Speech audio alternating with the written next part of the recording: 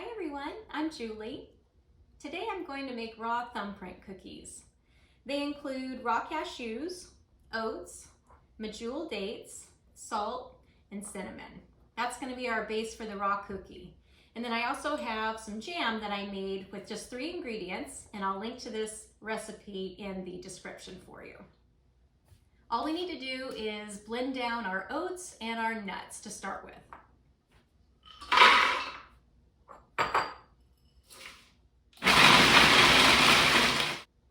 Now we'll add in a little salt and cinnamon and then mix that back up. There's the salt and the cinnamon. Lots of cinnamon. Now we'll add in the dates.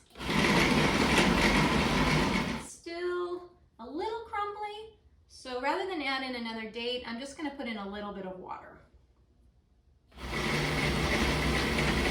Now it's all coming together in one ball inside the container, and we can start rolling it out into our cookie shapes. What you'll do is just grab a little piece of the dough and roll it up in your hands, like so.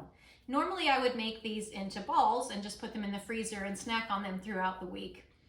But again, my husband likes to level things up around here, and we're going to smash it down instead. And put a dollop of our homemade jam in it.